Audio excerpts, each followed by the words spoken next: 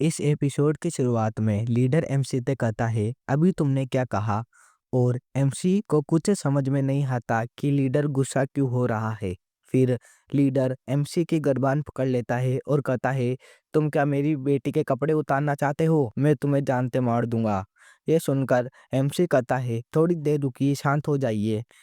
फिर उसी समय एमसी के कपड़ों के अंदर से वो सेंटीपीड का बच्चा भी बाहर निकल कर आ जाता है, जो कि उस लीडर को काटने वाला था। एमसी उससे कहता है, चलो अंदर जाओ। और फैक्ट्रियाज उस लीडर से कहता है, प्लीज शांत हो जाइए, मेरे सन इन लॉ ने कुछ और कहा होगा, आपने गलत समझा है। हवांग भी लीडर को शांत करवाने की कोशिश कर रही थी। वो लीडर तो एमसी के ऊपर गुस्सा हो चुका था। फिर वो कहता है, चलो ठीक है, पूरी बात बताओ जल्दी। और वो एमसी को छोड़ देता है। फिर एमसी कहता है, लॉर्ड पेंग आप शांत हो जाइए और मेरी अंत तक बात सुनिए। मेरा मतलब था कि हम लेडी पेंग के कपड़े उतार कर दूसरे कपड़े पहनाएंगे। क्या पता आपके पहनावे के कारण ही वो बेहोश होकर गिर पड़ी। ये सुनकर वो लॉर्ड पेंग अजीब सी शक्ल बना लेता है और कहता है, मुझे आपसे लड़ाई करने के लिए माफ कीजिएगा यंग वॉरियर। और अपने आप पर ही गुस्सा होने लग जाता है। एमसी लीडर से कहता है, कोई बात नहीं लॉर्ड पेंग, मैं समझ सकता हूँ आपकी बेटी बेहोश हो गई थी, इसलिए आप चिंता में थे ना। तो वो लीडर भी हँसता हुआ कहता है, मेरी बात को समझने के लिए शुक्रिया, मैं आपका आभारी हूँ। फिर एमसी कहता है उस लीडर से, हम आपकी बेटी को टांग क्लेन के अंदर टांग क्लेन के पैलेस में रखेंगे और सारे के सारे पेंग क्लेन के चीजें उसके शरीर से हटा देंगे और आपके क्लेन के लोगों का आना जाना भी उसके साथ नहीं हो पाएगा। ये सुनकर वो लीडर कहता है, क्या मैं भी? तो एमसी कहता है, यस, ये एक एक्सपेरिमेंट है जिससे कि हम उसके निशानों का पता लगा सकते हैं और इससे ये पता चल जाएगा कि ये पेंग क्लेन की कोई बीमारी है भी या नहीं। फिर एमसी बताता है, इस टेक्निक का नाम है नियंत्रित पर्यावरण समायोजन। गाइस, ये तो साइंस के चैप्टर की तरह है, जिसमें कि अगर जीव जिसकी हम देखभाल करते हैं हमें बता सके कि यह हिस्सा दर्द कर रहा है तो चीजें बहुत आसान हो जाएगी। लेकिन मनुष्य उससे सीधा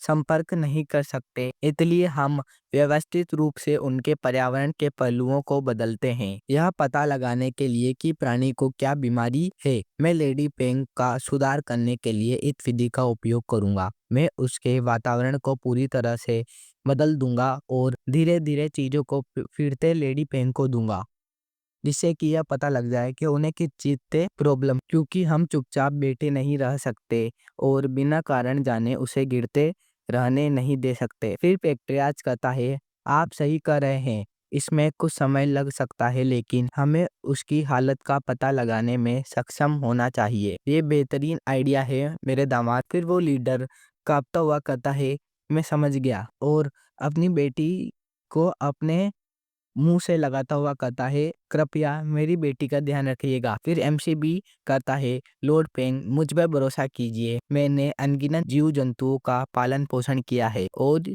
एक छोटी सी लड़की तो इसकी तुलना में कुछ भी नहीं है। लेकिन यह इतना आसान नहीं था जितना कि शोरियोंग ने उम्मीद की थी, क्योंकि फिर हमें उस छोटी बच्ची को रोते हुए दिखाया जाता है। एमसी उसे शांत कराने की कोशिश कर रहा था और वो बताता है, जैसे ही लेडी पेंग को होश आया वह रोने लगी। इस बीच लेडी हवांग लेडी पेंग के लिए चीजें इकट्ठा करने के लिए बाहर गए। इस प्रकार शोरियोंग को एक अप्रत्याशित छोटे बच्चे के साथ अकेला छोड़ दिया गया और इस कमरे में बस वो दोनों ही थे। जहाँ पर वो लेडी पेंग कर रही थी, मुझे भूख लग रही है, और रोने लग जाती है। फिर एमसी उसे शांत कराने की कोशिश करता है और कहता है, ओ डियर लेडी, क्या आप रो रहे हैं क्योंकि लॉर्ड पेंग यहाँ पर नहीं है? अभी तो लॉर्ड पेंग आपके लिए मेडिसिन लेने के लिए गए हैं, वो थोड़ी देर में बाहर से आ जाएंगे। ये सुनकर वो लेडी मुंह फुलाते हुए कहती है, नहीं, मुझे तो कुछ मीठा खाना है। ये सुनकर एमसी अपने मन में सोचता है, इसे अपने पिताजी नहीं मिठाई चाहिए। अब जब मैं इसके बारे में सोचता हूँ तो मुझे लगता है कि उसके पास मिठाई के लिए कहीं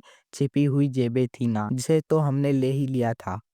फिर एमसी उसे शांत कराता है और कहता है, लेडी पेंग आप शांत हो जाइए, तुम अभी बेहोश हो गई थी, अब जाग गई हो, इसलिए तुम अभी मिठाई नहीं खा सकती। फिलहाल तो तुम चावल का दलिया खा लो, बाद में बड़े भाई तुम्हारे लिए कुछ मिठाई बनाएंगे। ये सुनकर इंग इंग चुप हो जाती है। फिर एमसी कहता है, अगर लेडी पेंग अपना दलिया अच्छे से खाए और हमारी बातें अच्छे से सुने तो मैं तुम्हारे लिए फ्रूट कैंडी बनाऊंगा। ये सुनकर वो खुश होती हुई कहती है, रियली? तो एमसी कहता है, ऑफ कोर्स, पर तुम्हें वादा करना होगा। वो भी कहती है, मैं वादा करती हूँ, और अगर मैंने अपना वादा तोड़ा तो आप मेरे मुंह पर मुक्का मार सकते हो। ये सुनकर एमसी कहता है, बिल्कुल नहीं, आखिर पेंग प्लेन वाले बच्चों को क्या क्या सिखाते हैं। फिर हमारा सीन शिफ्ट होता है बाहर की तरफ, जहाँ झाड़ियों में छिपा लीडर पेंग कह रहा था, यिंग यिंग, तुम्हारे फादर यहीं पर है। क्योंकि गाइज लीडर को अपनी बेटी की चिंता हो रही थी और पेंग क्लेन से संपर्क न होने के कारण वो अपनी बेटी से मिल भी नहीं सका। पीछे से एमसी आता हुआ कहता है, लॉर्ड पेंग, आज आप यहाँ क्या कर रहे हैं? ये सुनकर वो एमसी को अपने पास गाड़ियों में खींच लेता है और पूछता है, मेरी बेटी का इलाज कैसा चल रहा है? एमसी कहता है, वह अच्छी तरह से खाती है और आज्ञा का ढंग से पालन करती है। ये सुनकर लॉर्ड पेंग कहता है, वो अच्छा खा रही है? तो एमसी कहता है, हाँ, उसने एक पूरे सुअर को ही फ्राई करके खा लिया। तो वो पूछता है, तुमने उसे खाने के लिए कैसे राजी किया? तो एमसी कहता है, उसने उसे अपने आप से ही खा लिया। ये सुनकर लॉर्ड पेंग कहता है, तुमने ये कैसे किया जो मैं भी नहीं कर सकता? उसी समय पीछे से हवांग आ जाती है और लॉर्ड पेंग को ग्रीड करने लगती है। वो भी कहता है, लेडी हवांग, मेरी बेटी का ध्यान रखने के लिए आपका धन्यवाद। फिर हवांग कहती है, वैसे लेडी इंग इंग पूछ रही थी कि एल्डर ब्रदर सोरियोंग कहाँ है? ये सुनकर लॉर्ड पेंग कहता है, क्या एल्डर ब्रदर? फिर वो एमसी से कहता है, मेरी उससे ढंग से बातचीत भी नहीं हुई और तुम दोनों कब से इतने करीब आ गए? ये सुनकर एमसी भागता हुआ कहता है, मुझे अभी यहाँ से जाना चाहिए। पीछे से हवांग कहती है, सोरियोंग, आप फिर से ट्रेनिंग ग्राउंड जा रहे हैं ना?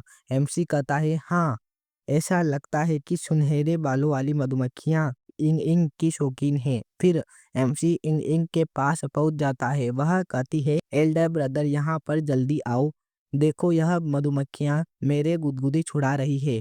और एमसी उसे देखता हुआ सोचता है, इन मधुमक्खियों की बदौलत में इंग इंग के साथ बहुत जल्दी घुल मिल गया। पर वो मधुमक्खियाँ इंग इंग को भोजन समझने की भूल तो नहीं कर रही ना? फिर वह कहती है, एल्डर ब्रदर, वहाँ एक रानी मधुमक्खी है। परंतु एमसी कहता है, रानी मधुमक्खी अभी व्यस्त है, इसलिए उसे खेलने के लिए मत कहो। वो भी कहती है, ठीक है।